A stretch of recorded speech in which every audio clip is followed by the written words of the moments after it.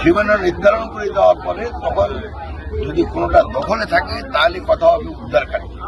কিন্তু আমি মনে করি উদ্ধার কার্যক্রম পরিচালনা লাগবে না, আমরা নিজেরাই। একটু আগে শুনছেন আমি কি বলছি, আমাদের যতগুলো খাল আছে এবং নদীও, কয়েকটা নদী আছে, ইমিডিয়েটলি আমি আমাদের প্রশাসনিক কর্মকর্তাদের অনুরোধ করছি তারা যেন এই খাল এবং নদীগুলোর সীমানা নির্ধারণ করে। সীমানা নির্ধারণ করে দেওয়ার পরে তখন যদি কোনোটা দখলে থাকে তাহলে কথা হবে উদ্ধার কার্য।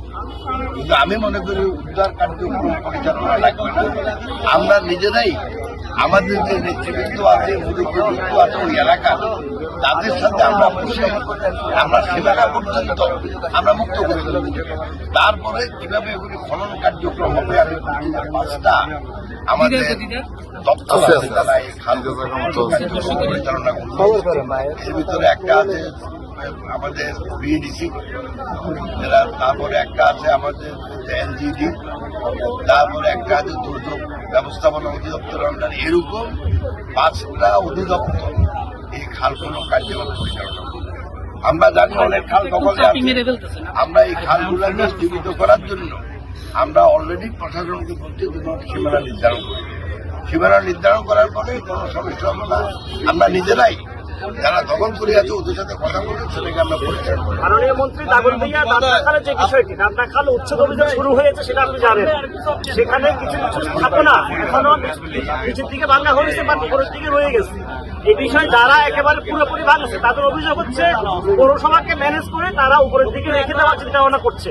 এই বিষয়ে আপনি কোনো নির্দেশনা থাকবে কিনা? এটার কোনো সুযোগ তো নাই, আর এটা কোনো সুযোগ নাই। যেমন সীমানাটা নিয়ে আমিও সবার সাথে বলবো যাতে করে খাল খনন কার্যক্রমে বা মৃত এই খালকে পুনরুজ্জীবিত করার জন্য কার্যক্রমে কোথাও কোন রকম বাধা সৃষ্টি না হয়, সেটাও আমার দায়িত্ব দিয়ে কথা বলছি যে এরা আমাদের নেতৃবৃন্দ আছে, আমরা সবাই মিলেই এই কাজটা করি। মন্ত্রী মহোদয়, যত্র ফেনীতে বিভিন্ন জায়গায় অবৈধ করাতকল গড়ে উঠেছে, যে কারণে আসলে এই মুহূর্তে বিভিন্ন স্থানে গাছ কাটা হচ্ছে। এই অবৈধ করাতকলের বিষয়ে আপনাদের কোনো সিদ্ধান্ত আছে কিনা আপনার মন্ত্রণালয় থেকে? আজকে কোনো একটা ব্যাপারে তো দেখলাম করাতকল নিয়ে বলছে যে কোন থেকে 5 কিলোমিটারের বাইরে করাতকল হতে হবে। তো আমার তো এটা তো আমাদের মন্ত্রণালয়ে কথা বলতে হবে, এর আগে আমি বলতে পারবো না। এবং ইন্ডাস্ট্রি করতেও একটা দূরত্ব আছে, তারপরে আপনার করাতকলও হয়তো আরো খারাপ, কারণ ওটা তো গাছ কাটে। তো এটা নিয়ে মন্ত্রণালয় একটা সিদ্ধান্ত নেবে এই মুহূর্তে আমি জানি। মন্ত্রী মহোদয়, আপনি তো বলছেন যে জলবায়ু পরিবর্তনের কারণে ভূব্যবস্থা পানি স্তর নেমে যাচ্ছে। এই ব্যাপারে সরকারের দীর্ঘমেয়াদী কোনো পরিকল্পনা আছে কিনা বা নিবেন কিনা? সরকারের এটাই তো একটা দীর্ঘমেয়াদী পরিকল্পনার অংশ।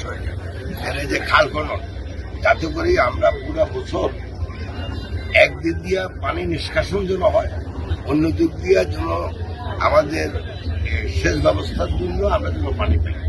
কারণ এই দুটা একটার সাথে একটা যদি আলাদা কাজ, কিন্তু যদি আপনার পানি না থাকে কোনোভাবে আপনার ফসল উৎপাদন করতে পারবেন। তো সেজন্য আমি মনে করি যে এটাই দীর্ঘমেয়াদী কাজের একটা অংশ।